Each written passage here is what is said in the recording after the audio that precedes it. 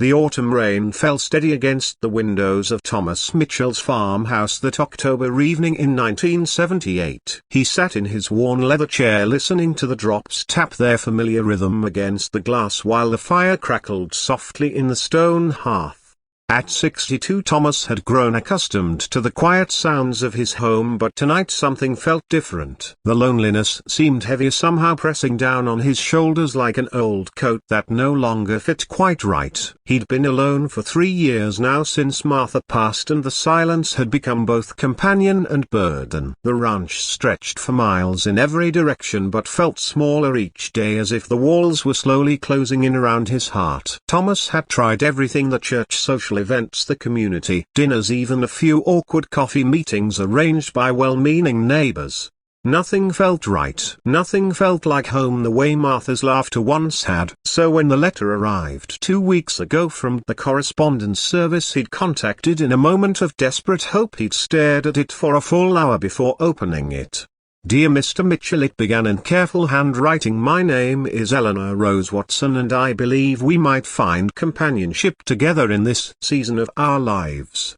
She'd written about her small apartment in Denver, how empty it felt after her husband's passing 2 years prior, about her love of gardening and quiet evenings, and her hope to find someone who understood that sometimes the best conversations happen in comfortable silence. She'd included a photograph of herself sitting in what appeared to be a small garden, 57 years old, with kind eyes and graying hair pulled back in a simple style that reminded him somehow of his own mother. Her letter was honest and gentle, without the forced cheerfulness he'd encountered in other correspondence. "I'm not looking for grand romance," she'd written. "I'm looking for a friend who might become family." Thomas had written back that same evening, surprised by how easily the words came. They'd exchanged 3 more letters over the following weeks, each one revealing more about their shared understanding of loss and hope. Eleanor had been a teacher for 30 years before retiring to care for her ailing husband. She loved books and birds and the smell of fresh bread baking. She missed having someone to cook for, someone to share the small observations that make up a day. Thomas found himself looking forward to her letters with an anticipation he hadn't felt in years. When she wrote to say she'd like to visit to see if they might suit each other, he'd immediately sent money for the train ticket. But now, as he sat listening to the rain, he wondered if he'd made a terrible mistake. What if they had nothing to say to each other face to face? What if the careful kindness of their letters couldn't survive the awkwardness of actual conversation? What if she took one look at his weathered face and calloused hands and realized she'd made an error in judgment? The sound of a car door slamming cut through his worried thoughts. Thomas rose from his chair and moved to the front window, peering through the rain-streaked glass. A yellow taxi sat in his driveway, its headlights cutting through the darkness. The driver was helping someone with luggage. Thomas watched as a figure in a dark coat hurried toward his front porch. He opened the door before she could knock. Eleanor Rose Watson stood there, soaked from the brief run from the taxi, her hair dampened and her cheeks flushed from the cold. She looked exactly like her photograph, but somehow more real, more present. Her eyes held the same gentle kindness he'd glimpsed in her letters. "I'm so sorry," she said breathlessly. "The train was delayed and then the taxi got lost twice, and now I'm dripping all over your porch."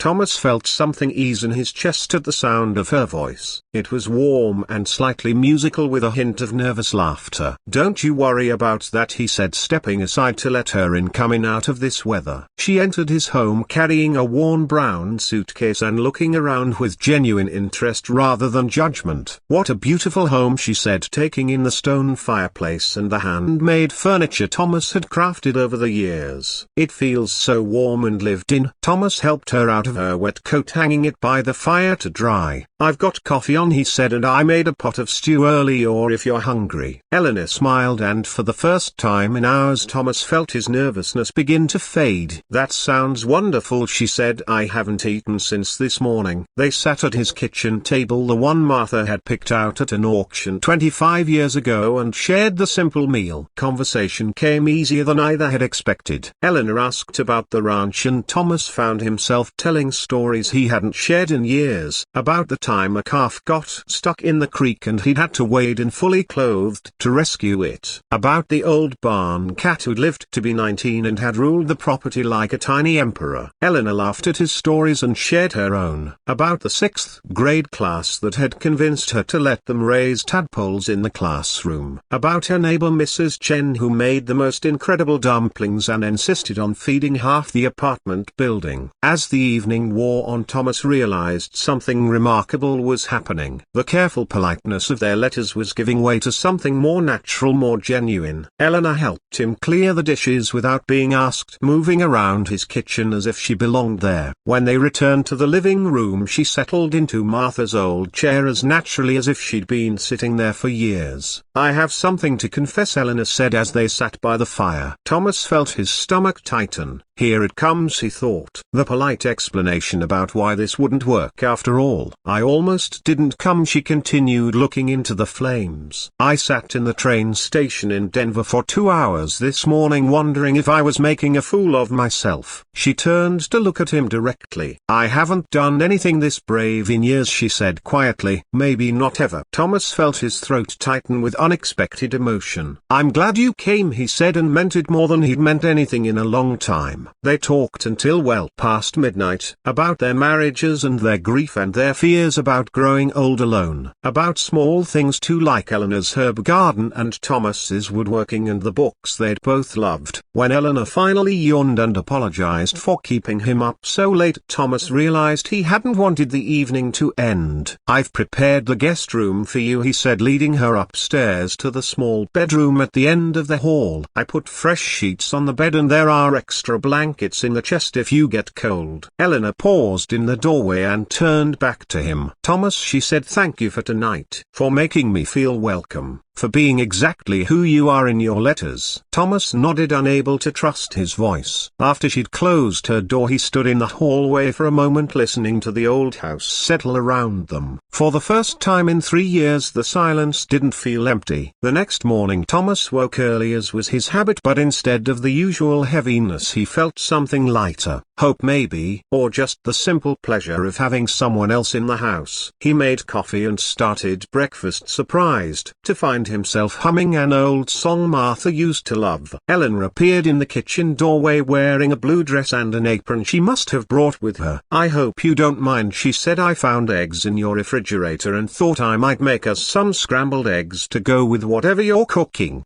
Thomas watched her move around his kitchen with quiet efficiency. She found the right pan without asking and seasoned the eggs with a light touch. When she reached for the butter, she paused and looked at him. "Is this all right?" she asked. "Me cooking in your kitchen? I don't want to overstep." Thomas set down his spatula and really looked at her. This woman who had traveled hundreds of miles on nothing more than shared letters and mutual loneliness, who had spent the evening making his house feel like a home again, who was now worried about overstepping boundaries while making him breakfast. "Eleanor," he said gently, "you're not overstepping. You're making this place feel alive again." She smiled then, and Thomas saw something in her eyes that matched what he was feeling. Not love exactly, not yet, but the possibility of love. The recognition that two people who had thought their chances for companionship were over might have found something unexpected and precious. They ate breakfast as the morning sun streamed through the kitchen windows. Outside, Thomas could see his fields stretching toward the mountains, and for the first time in years he could imagine sharing the view with someone. Sharing the quiet satisfaction of a life well tended. Eleanor's train back to Denver wasn't until evening, and Thomas found himself hoping she might miss it. Not permanently maybe, but just for a day or two more. As if she'd read his thoughts, Eleanor looked up from her coffee cup. "I was wondering," she said carefully, "if you might need help with anything around here today. I'm not afraid of work and I'd like to see more of your ranch, if that would be all right." Thomas felt his heart lift in a way he'd almost forgotten was possible. "I'd like that very much," he said. And as Eleanor smiled back at him, Thomas thought about how strange and wonderful life could be. How sometimes when you thought you had nowhere else to go, the universe opened a door you hadn't even known existed. How kindness could travel hundreds of miles on a train and arrive just when you needed it most. How two lonely hearts could recognize each other across the careful words of letters and the gentle sharing of simple meals. Eleanor Rose Watson had come for one night. But sitting there in his kitchen with morning light warming the room between them, Thomas hoped she might consider staying. Not forever necessarily, but long enough to see what they might build together. Long enough to discover that sometimes the best love stories begin not with passion but with recognition. The recognition that here at last was someone who understood that home wasn't a place but a feeling. And that feeling had just walked through his door carrying a worn brown suitcase and the courage to begin again.